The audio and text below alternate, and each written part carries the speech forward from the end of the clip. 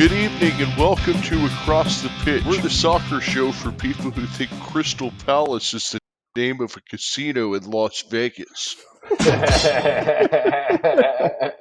Oh, Phil.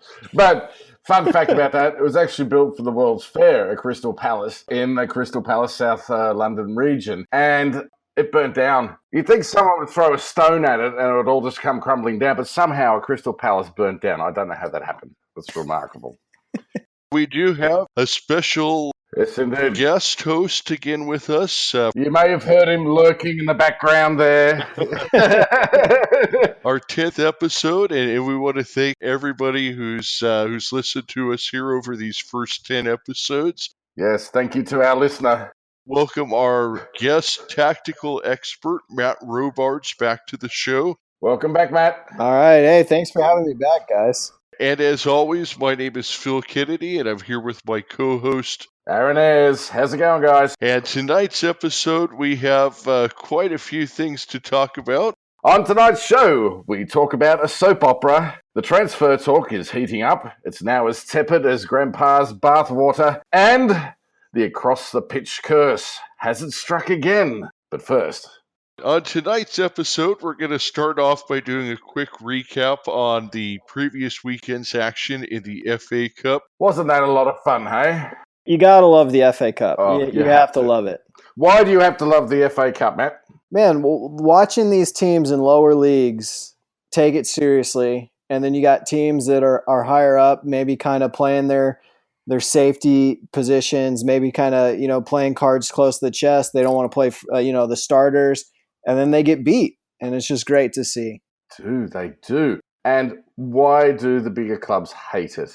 Yeah, I think the bigger clubs tend to downplay the lower rounds of the FA Cup because they think, hey, we're playing championship opposition, League One opposition. We should beat them on paper. And they're focused on winning the Premier League or even maybe even fighting that relegation battle in the Premier League. So, But you got to love the FA Cup. Yeah, absolutely. Neil Warnock, the Cardiff coach, he almost went out and said, didn't all the way say, but in his interview, he kind of said, look, we are focused on staying in the Premier League. And, they went out and lost to Gillingham and, Gillingham. I do believe that it's worth mentioning that our friends Accrington Stanley, they've been drinking their milk. Yes. They won their matchup, and they actually have now advanced further in the tournament than Liverpool. Accrington, the championship side, Ipswich Town, 1-0. Oh, wait, hang on. Before we go on to that, can we just do a shout-out to Ian Rush? Hi, mate. You doing all right over there? Hey, can you respond to our tweet? We'd love to have you on the show. Ian Rush, if you're listening, we'd like to have you on the show. He's not listening.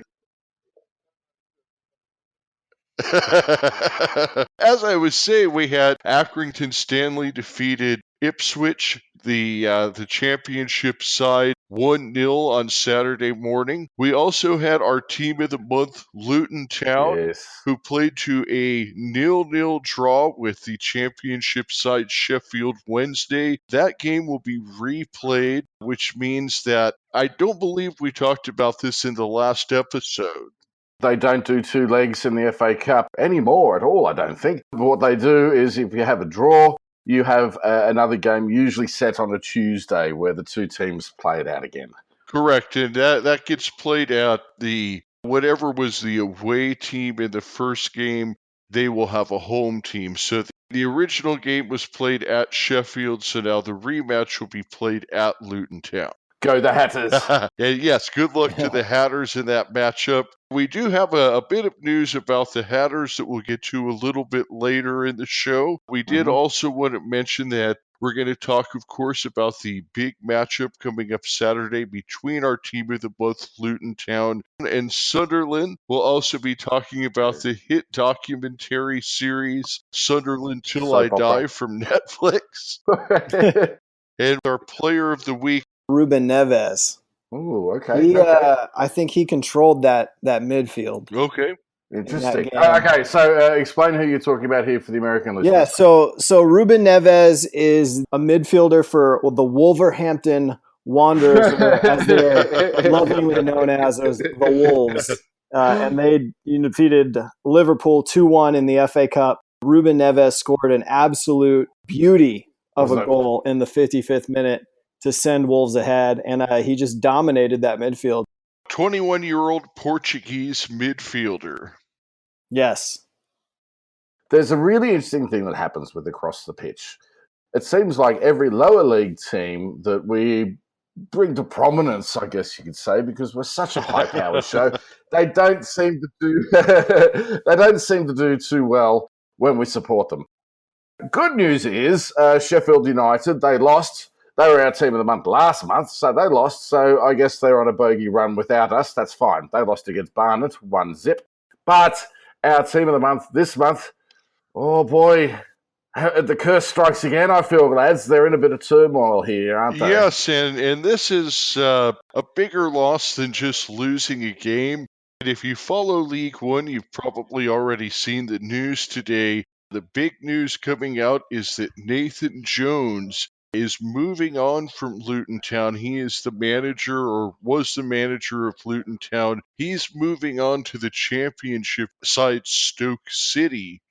A critical juncture of the season with Luton on the way to possibly their second consecutive promotion in a row is now suddenly finding itself having to search for a head coach in January. Most teams right now, they're looking to add another player or two to add to their run. Luton is now stuck in a situation of having to find a brand new manager. I find this remarkable, honestly. Like Nathan Jones, he's overseen the resurgence here, the revival in Luton Town. He joined them in 2016, and they've just been on this upward trajectory ever since. They look like they're bound for the championship. Not guaranteed, of course, because there's a long season and plenty of things can happen in the deep, dark months. But I'm really surprised that he's overseen this resurgence and doesn't want to see it all the way through. And also, he's going to Stoke, which...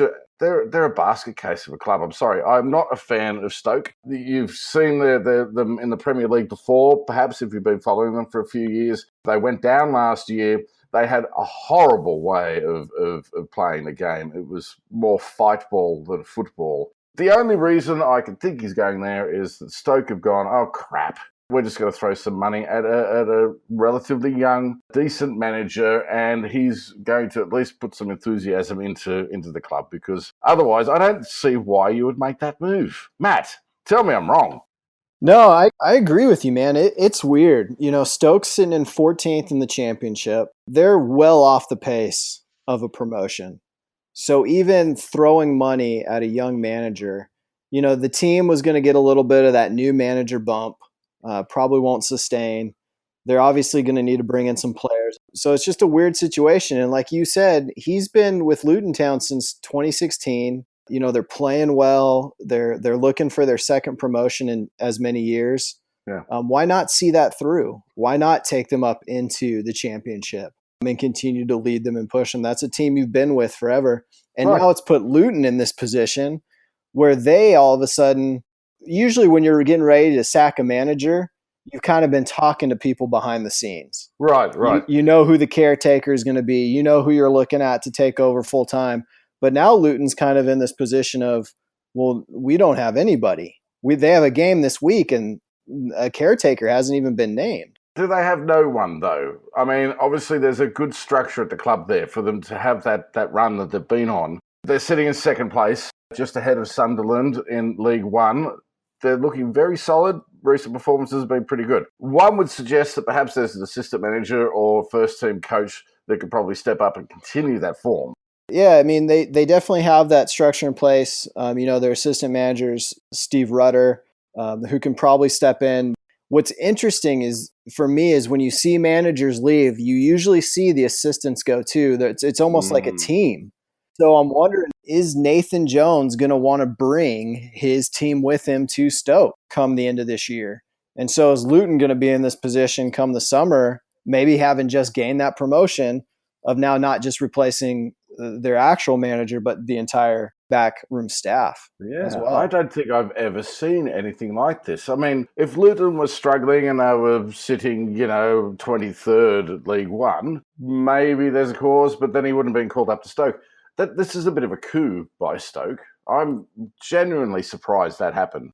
I'm going to go ahead and be the one to play devil's advocate here a little bit. Please do, Phil. And I'm going to say first and foremost that maybe this isn't quite as bad for Luton as it seems on the surface, because first and foremost, as part of the buyout in the contract, what's going to end up happening is that £1 million is going to get paid to Luton for Nathan Jones leaving. So that may not sound like a lot of money if you think in terms of Premier League dollars, but this is a League One club. This is a significant amount of money. This is literally probably enough payroll to cover half the roster for the year. That's an amount of money that means something to Luton. So first, they have this cash coming in. Secondly, I think this is really more of an inevitability than anything else. And while you may say that you haven't seen something like this in football,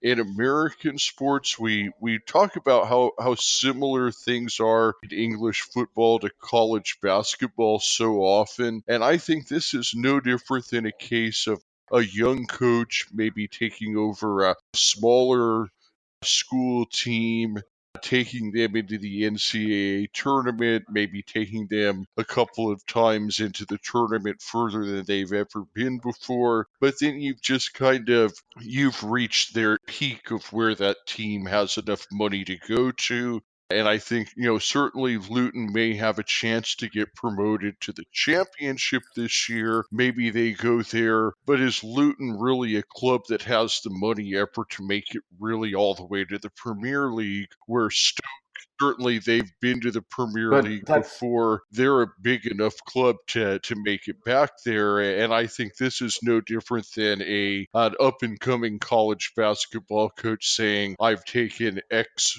or Y small school as far as they can go. I see that UCLA, for instance, is in trouble, but they're a big school. I'm going to take this job and maybe be able to go all the way to the championship.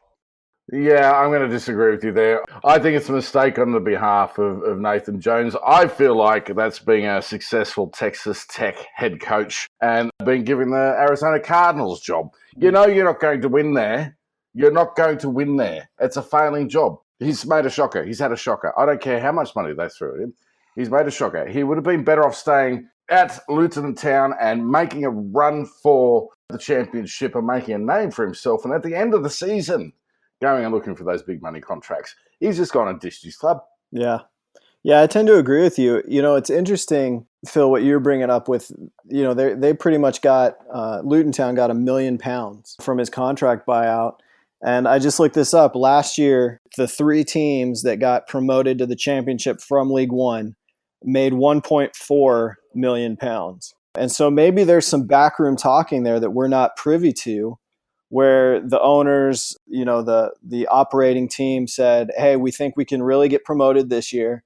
If we let him leave, we get £1 million for that. Plus, when we get promoted, we'll get 1.4, maybe a little bit more than that as well. And maybe that's kind of what they're thinking.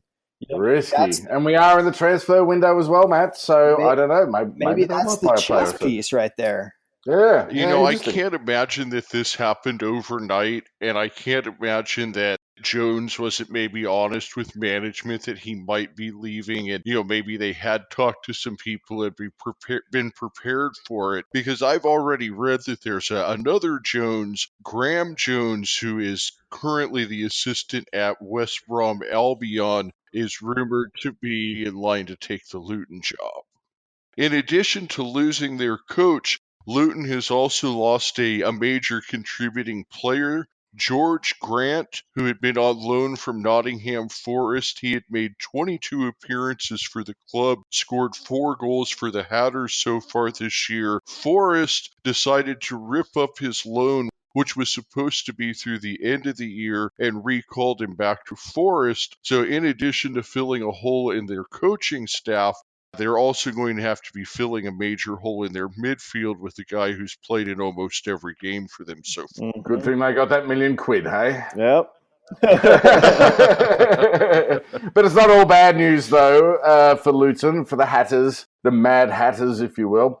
Looks like they might have approval for their new stadium. Now, they have a proposal in front of Luton Town or Luton Borough Council for a 23,000-seater stadium at Power Court. And you know what? It looks like it might be going ahead. It's not exactly a stadium of light, if you will, but 23,000 for a League One team, that's a big deal. That's a lot of bumps on seats there if they can fill it up.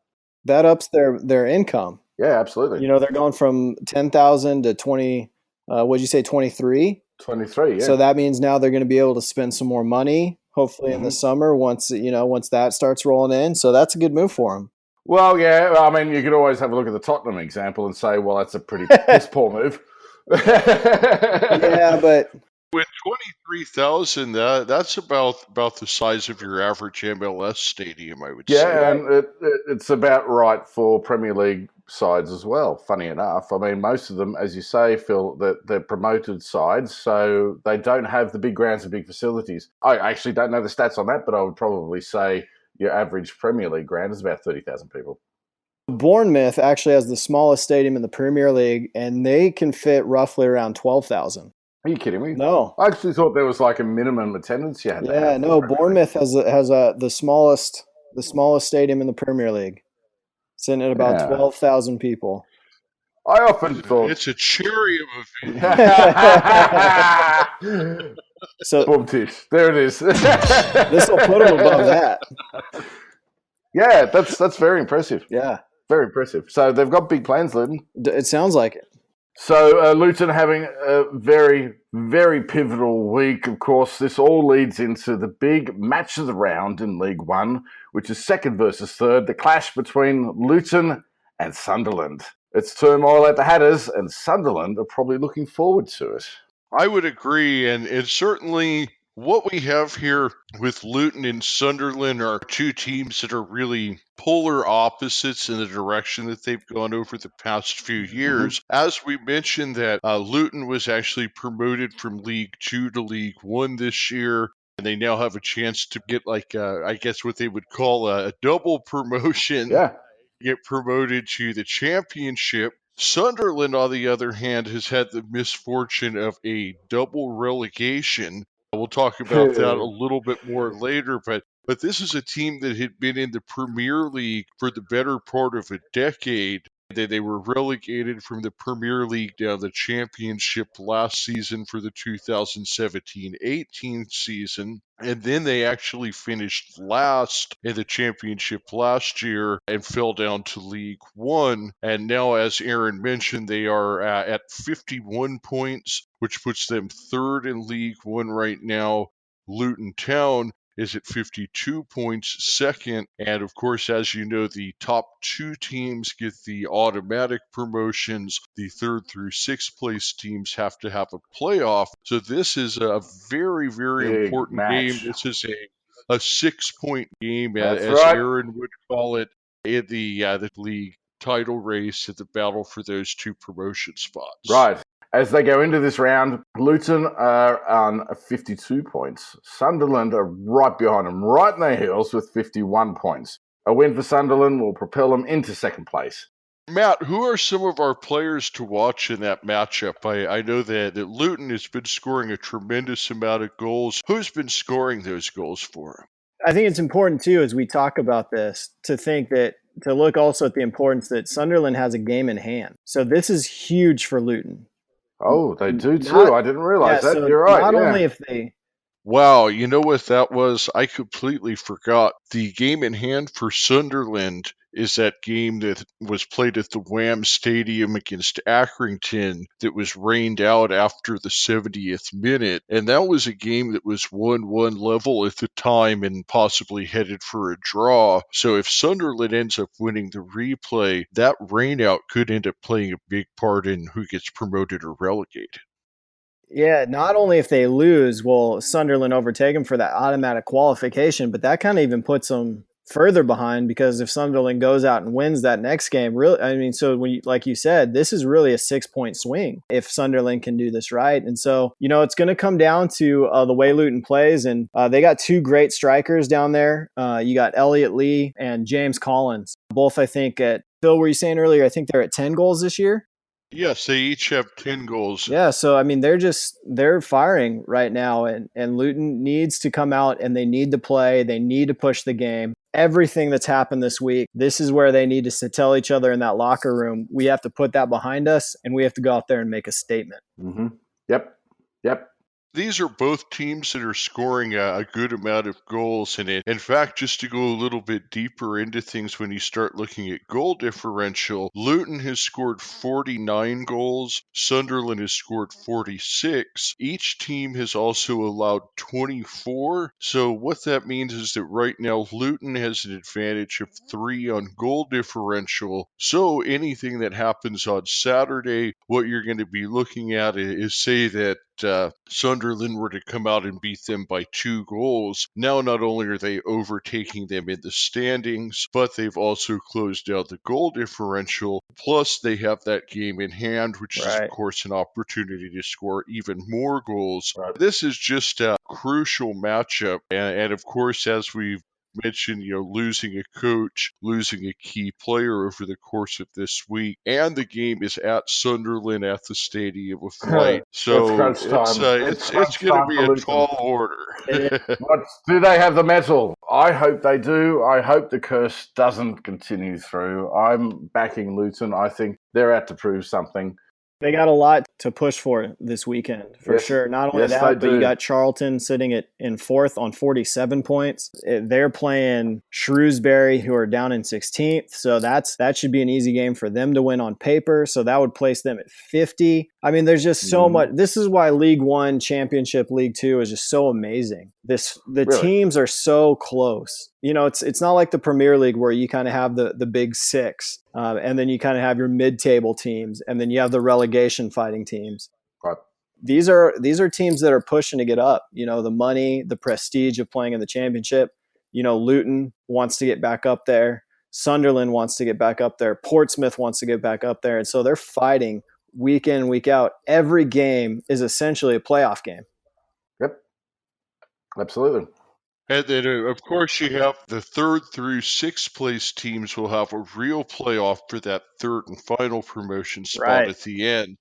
First, you have the battle at the top, which is the top 2 teams trying to get the automatic promotions. And then you have another battle of 3rd through 6th teams trying to get into those spots so that they can get into the playoffs. And like you mentioned, once you get promoted, that's £1.5 million, which is roughly $2 million that you get for getting promoted. Yeah. On top of the prestige and everything else that comes with it. Yep. Just to show you how close that race is there in League One, Sunderland is on 51 points. Doncaster in 6th place is on 45. That's 7 points difference. That's roughly 2 games, give or take 2 games. And people wonder why you get so enthralled with the English leagues or just football in general, especially when you have this promotion relegation. It's because there are nuances of the game right across. Yeah.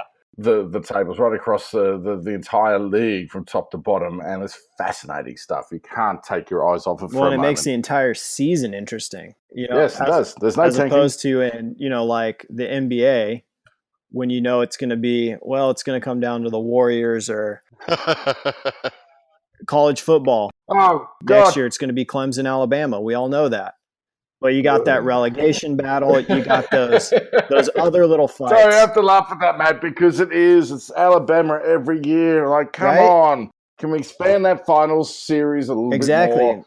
Just to put things into perspective in terms of how real this is, the Premier League era, as they call it, began in 1992. So we're in the 27th season of the Premier League. So it's really, even though the English soccer goes back over 150 years, what you're looking at is the Premier League itself is relatively young. It's in its 27th season. In those 27 seasons, there's been 49 teams that have been in the Premier League. So what that Ah, means is yes. that since there's only 20 teams in the Premier League, there's 29 other teams out there in these lower leagues that in some point in the past quarter century have been at the top tier and are looking to get back there. And then you have another 40 some teams that have never made it to the top, and they're fighting even harder because they want to get there, get Right. that prestige and money for their cities.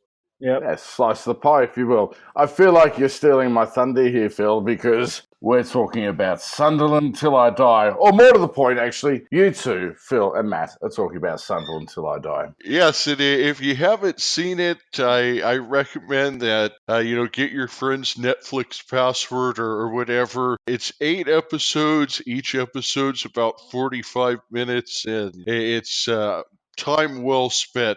What was your favorite part of the documentary, Matt? By far, my favorite part of just the whole thing was the interviews with the local supporters. The people that, being over here, I'm never going to meet, I'm never going to talk to, I didn't even know existed, and seeing how much the relegation meant to them.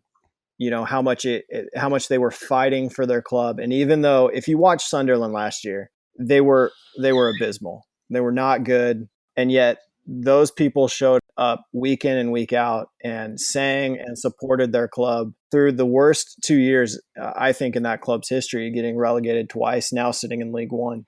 And so that was amazing, just the human aspect to it, the stories of it. It is so much more than a story just about football, and that's really what it showed more than anything else, is that the city literally lives and dies with this team. And so just to give a little bit of background, is Sunderland had two major industries, which were shipbuilding and mining. And those industries have, of course, been taken by robots or shipped off to China or whatever. So this is a depressed city. Imagine like a Youngstown, Ohio, or, Flint, Michigan, places in the U.S. where there was booming industry, and then those jobs have just left. And Sunderland is one of those places in England. And of course, as we've mentioned, with American sports, you have baseball season ends and football season starts. Football season ends and basketball season starts. Well, in England, you've got football, and when football season ends and your team gets relegated, You've got picnics in the park, which you don't really get up there in the northeast of England, I have to say, because it's bloody cold all year round. Really, it showed how much of the fabric of the city that the team is. How when a team gets relegated, that means that it's a downsizing of staff, so that's less jobs for the city. And certainly everybody probably loves Joyce Rome, who is the cafeteria chef. When you just you see that these people literally their whole lives are this football club, and they even have people being buried in red and white coffins, and at church they're praying for the football club, and it's They need it. They need everything they can get, those. Yeah, it's amazing. I burned through them quickly. It's something I wish I could have went back and watched them all before sitting down to record this with you guys. I definitely think it's worth a rewatch, and I've read that they are still filming this season, so there's a good chance that there's going to be a season 2. There's just so many great characters. There's Martin Bain, the CEO. In American sports, they would refer to it as the general manager. Martin Bain was the CEO or general manager of Sunderland, and it just really showed how he was put in a no-win position. What about Jack Rodwell? I almost thought it was one of the stories that should have been told more but was cut short. What did you think about the whole Jack Rodwell situation, Matt? Yeah, for those that haven't seen the show, I would highly recommend going and watching it. I don't think we can say that enough. But just kind of catching you up. So Jack Rodwell was really, I thought, portrayed as a villain in the whole situation. So he signed for the club a number of years ago. He was on a £70,000 a week contract. And he was the only one at Sunderland who didn't have it written into his contract that you would have to take a pay cut if the club got relegated. And so when they dropped to the championship, they still have to pay that money to him. And it came to the January transfer window, and they approached him about mutually agreeing to part ways to go on in his career so they could take that money, reinvest it into some loan players. And ultimately, he declined. He didn't feel like he should have to step away from his contract, and they kind of painted him as the bad guy. So that's what I thought. Phil, what'd you think? I completely agree with what you're saying because I felt like they made it where honestly I wasn't all that familiar with his career before I watched. And what my takeaway was, I thought that, he had kind of come to the team the year that they got promoted or that they got relegated from the Premier League, hadn't really played for them much, was kind of collecting all of this money. Going back and doing some research, he had been with the team for 4 years. He played 65 games with them in the Premier League. So, I mean, this wasn't a guy that hadn't put in his time with the club. What it comes down to is exactly what I told you when we were talking the other day, Matt, is that if a player gets hurt and the club has a chance to void his contract or not pay him or whatever it would be, the club is going to do that. Why in the world should a player have the responsibility to say, well, even though you gave me this contract, I'm just going to walk away from it? That's rightfully his money. Right. Yeah, they signed him to the contract. They should honor that. And so I thought, there are producers, directors making decisions in the cutting room floor, and it made more compelling TV if they kind of played him up as the villain. But that was something I really was like, that's really interesting. So where is he playing now, just out of curiosity? He is at the Blackburn Rovers. So he's playing in the championship anyway. So he stayed there. At the end of last season, after Sunderland got relegated, there was the mutual agreement to terminate his contract. And so I believe he went to Blackburn on a free transfer. So what that means is Blackburn didn't have to pay Sunderland any money for him. That hurts. Yeah, right? They were happy enough to get out from under the $70K a week, not to need to collect. Yeah. But, Sunderland, they do have some good up-and-coming young players. There was one guy that really stood out, which was George Honeyman, who is actually a guy that grew up in Sunderland, came up through their academy, and he's starting to see some major minutes for him this season. Correct, yeah, and he's captain this year. So he's stepped up.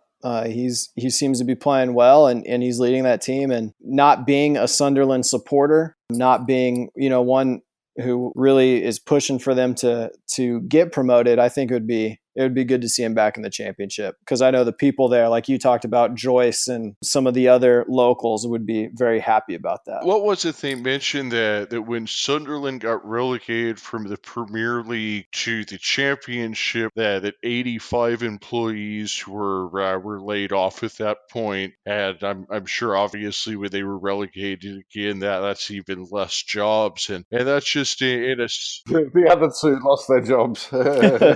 Well, yeah, you saw kind of that internal struggle after their relegation was secured, where people working in the office in interviews were saying, well, we don't know if we're going to have jobs next year. And so, it's really kind of that heartbreak. And like you mentioned earlier, that town kind of thrives based on how their football club's doing.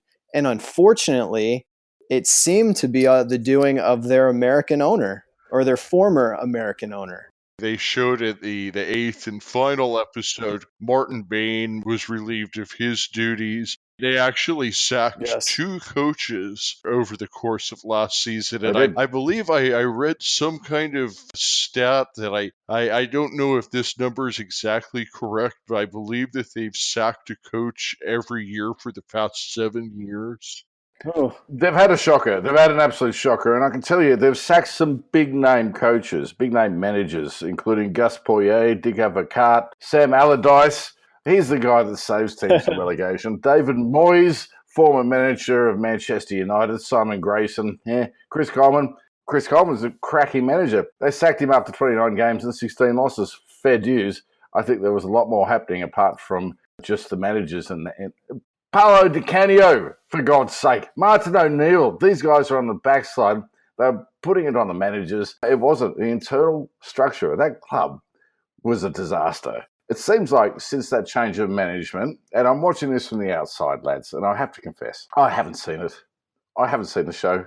I feel like I'm not going to watch it either because I'm like, I'm 6 seasons behind on Game of Thrones with this, okay? I'm miles behind. I ain't going to catch up. It's only 8 episodes. So it's only 8 episodes. It's not 6 seasons. You know what I'm talking about. I've missed all the buzz behind it. I just feel like I've lost it here with this here. The last season, God, I don't even know which season I'm talking about. We're talking about football or TV here. The last season, they seem to have turned a corner. The crowds are coming back to the matches now. They're in League One. That's remarkable. Like, they're getting huge crowds in League One of like 32,000. They get such big demand for tickets that they actually beam the away games back to the Stadium of Light. Like, so the fans can go there and watch the games. That's remarkable. I've never heard of anything like that. So, good, Sunderland. I have absolutely no sympathy for them, however, because they're not the only... All right, first off, when it comes to the Tyne and Weir derby, or you might call it the North East derby between Newcastle and Sunderland, Newcastle United and Sunderland, I prefer the other side, the north side of those rivers. And Newcastle is one of those clubs that has bounced between the Premier League and the Championship quite often over the years. But you know what? Sunderland's story isn't even unique. I mean, are they pushing for like Netflix sponsorship on their shirts, on their jerseys? Like, I mean, Netflix is big, but I can't imagine that, they're going to go and sponsor Sunderland to try and dig them out of this hole that they're in. There's a whole list of teams that have been exactly in Sunderland's position. I mean, League One is a graveyard of Premier League teams. The full story behind it is that the production company, I believe it's called Fulwell 73 Production. It's actually a local production company that's made up of Sunderland supporters. And the former American owner, Elias Short. What he did was he agreed to grant them unprecedented access to the team and to film this as a way of trying to make money. And then Netflix ended up buying that off of them and commissioning it. And so they're filming. So they basically filmed this without really any guarantees of it getting picked up. It ended up getting picked up by Netflix. And now they're filming this second season, and they don't have any guarantee that the second season is going to get picked up. I feel like due to the popularity, it probably will. I suspect it will. But I mean, this is something that by watching this show, you're actually kind of supporting the city. Yeah, so really the moral of the story then is all those League One teams out there need to go out and film their own documentaries, right? Right. So let's have a look at that list. I know I would Premier watch League an Accrington disaster documentary. teams. Portsmouth. I see. But then so that's a feel-good, like American Hollywood type of film. You know what I mean? Oh, we come good. Although that Man City documentary, that was a freaking disaster. Who cares you played good? We know you won the league. Piss off. Yeah. There are a bunch of other teams in there as well that have gone and fallen as far or even further, like Portsmouth. Charlton have been down there forever. Premier League team, solid Premier League team. Probably you put them in the same position as, say, Crystal Palace. They were mid to lower table. Boom, they've been down in League One forever. Coventry, Blackburn. Blackburn won the league in 94-95. They've gone. Why is it? Oh, I guess it's, you can't do it from day to day because no one gives a shit because Alan Shearer isn't there anymore. Ipswich, Notts Forest, Champions League winners. Ipswich, they're a team that's in real turmoil. They are dead last in the championship. They're almost sure to get relegated this year, and they're actually the team that lost to Accrington in the third round of the FA Cup. Yes. And there's talk that they're going to sack or already have sacked their manager after that loss to Accrington, because that was a lower level team that they lost to, a League One team. Ipswich is still in the championship, at least for this year. They're one of the original Premier League. They are. As are the two Sheffield teams, Sheffield United, Sheffield Wednesday. They've since been relegated as well. Here's the thing. I'm not cheesed off, Phil. Don't do that. Don't do that sound thing. I'm not cheesed off. All I'm saying is it does highlight just how important this game is to the people of these towns, the supporters of the teams in this town. So teams like Portsmouth and Coventry, which are one-team towns virtually, Ipswich, Norwich, one-team towns, when they get relegated, that guts the town. Yeah. Like, the town feels it, and I don't have a thing for Sunderland, but I do have a feeling that, or I do have an understanding of the feeling that they get. I'm an Arsenal fan, so I lie. Because Arsenal's never been relegated, just for our American fans, never been relegated in the modern era. I think you bring up a good point, man, is those teams, it's not just the team that gets relegated. It's really the town. And it affects them, I mean, it would be like if all of a sudden the Diamondbacks were in the minor leagues because they had a bad season. Or they got shifted to Nevada, for example. And so it just affects everyone there. So I have a question for you guys, and we're going a little bit off book here, but you just named off a bunch of teams that have been relegated from the Premier League. So who on that list would you like to see back in the Premier League? Leeds United. Ooh, I like that because that's mine too. Yeah, Leeds I have a soft spot for. When they went down in 2006, I was a little bit sad because they had two Australian legends of the game, Harry Kewell and Mark Viduka, and they went down for financial reasons. I think I can't back that up, so you might want to chop that out actually for them. I got to throw one more out there because I have a soft spot for Derby right now because, Super Frank is the manager there. We got Mason Mount on loan, Fico Tamore on loan from Chelsea. I also liked how they knocked Man United out of the League Cup. That was so great. And I'm so glad you brought that up because this was the original English Premier League soap opera, if you will, well before Sunderland Till I Die. It was called The Damn United, which is a book and then adapted into a film in 2009. But it was about legendary English manager Brian Clough, who went from Derby into the Damned United, which was Leeds United. So he mentioned both of those two teams. And he was only there for 44 days at Leeds United because basically he didn't want the job.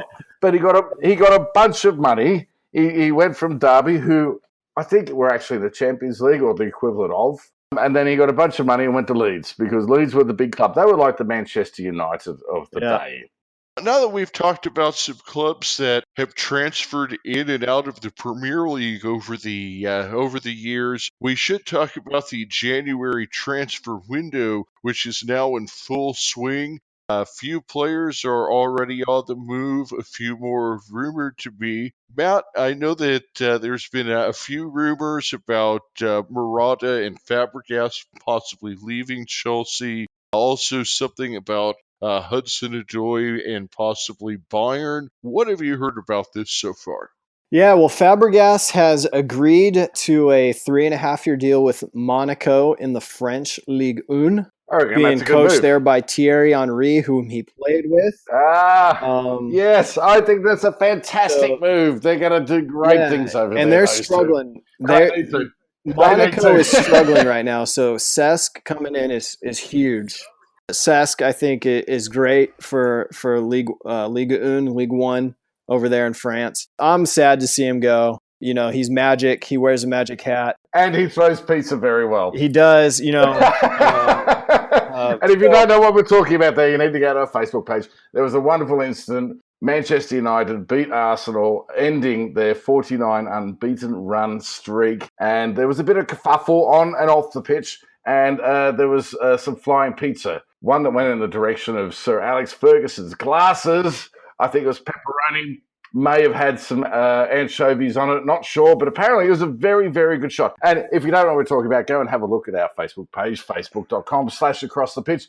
And you will see who threw that. Yeah, pizza. So I think he's going to do well there. Chelsea aren't going to sanction the move until we find a replacement, but it sounds like we're working on 2 deals right now with 2 midfielders, one coming from Calgary in Italy and one coming from Zenit St. Petersburg in Russia. Wow, cool. Calling in the big guns. Sad to see him leave.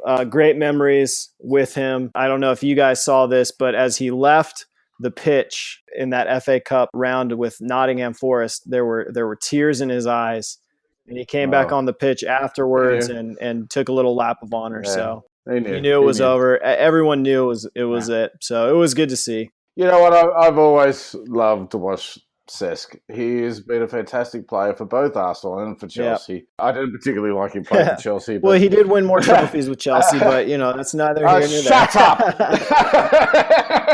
On top of that, Morata is looking like he's going to go on a loan to Sevilla, back to Spain, where I think he really wants to go. Probably a good move for him. He can go back. They're in third right now. They're pushing for those Champions League spots. It's going to be I think it'll be a good move for him. Kind of get out of Chelsea, get out of London, get his head back, kind of hopefully get some confidence back. So it's a loan right now. I'm not sure if it's going to be a loan to buy option for them. For our American listeners, you're basically, when someone's on loan with another club, you're basically dealing with, 5 different entities, I guess, really, aren't you? You're dealing with the 2 clubs, a couple of agents involved there, and the player himself. Correct. That's just nuts. Yeah, so it's a difficult situation, to say the least. And so who knows? I've kind of been behind maybe just going out and getting Callum Wilson from Bournemouth.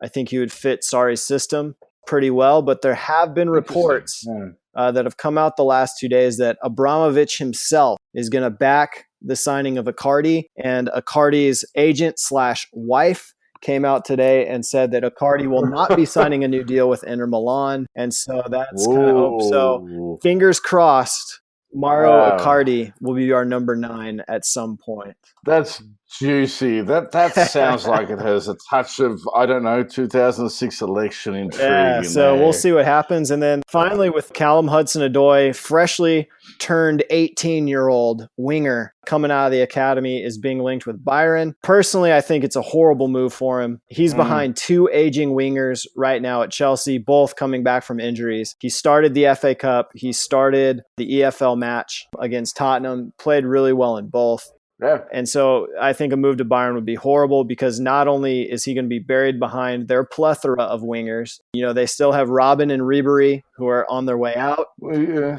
But they still have Coman and Gnarby, and they just signed Alphonso Davies from the MLS, as well as that is a team that is struggling right now.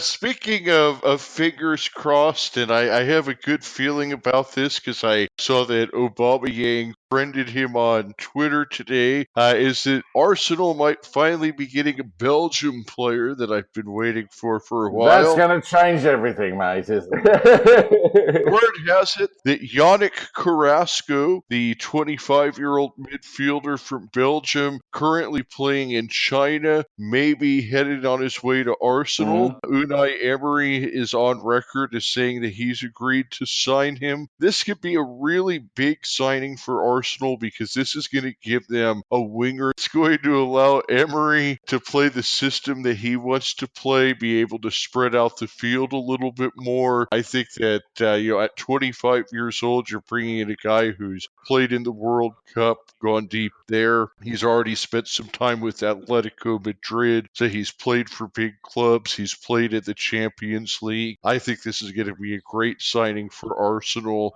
And then there's also another player, Denis Suarez, who has previously played for Emery. He's also rumored to be headed to Arsenal, and this would be a loan-to-buy situation from what I'm That's hearing. correct, yes. So he's currently playing for Barcelona, not getting much time. Pretty much being guaranteed, so the rumours are saying, pretty much guaranteed, that he will be loaned out from January to the end of the season and will be able to have the option, or should buy him, I think, is the thing, at the end of the season going into the 2019-2020 season.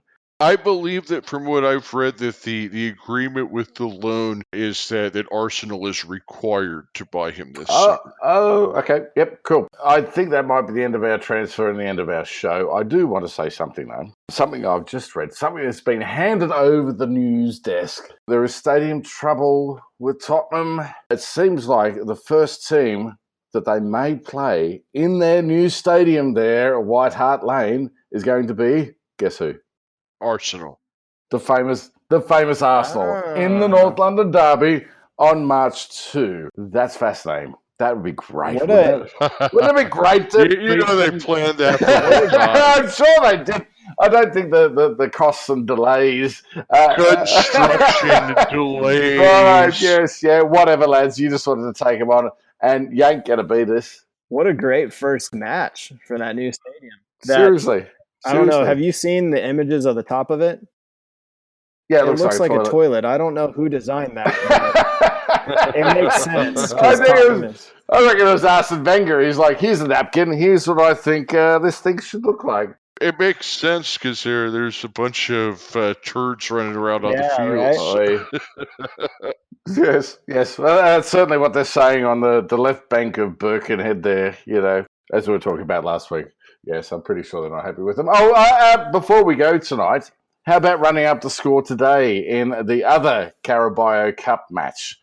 9 goals. 9 goals. And it wasn't shared goals either, was it? It was a very one-sided affair. Yeah, it was like playing FIFA on amateur. It was rough. It was just awful. I felt so sorry. So for those of you who don't know what we're talking about, of course we're talking about Manchester City versus Burton Albion, yeah. The Brewers.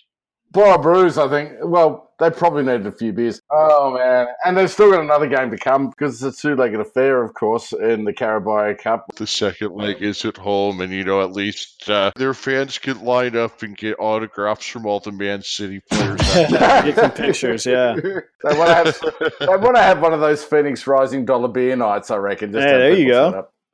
They might win if they do that. Hey, lads, I'm going to have to wrap this up because I need the freaking bathroom over here, eh? Or the toilet, the thunderbox, if you will. The loo. That's about all I had for tonight. Did you have anything else, Matt? No, that's good, man. Just I got to say I'm looking forward to the Phoenix Rising preseason starting in February and then the regular season kickoff in March. I hope we will hear more from the Phoenix Rising. Yeah, so we'll certainly be covering that more as the season gets closer. They do have some games against MLS opponents coming up. We'll talk about that a little bit more. Thank you to everybody for listening as always. Thank you to Matt for coming on, and thank you as always to my brother from down under, Aaron Ayers. Always a pleasure, my friend.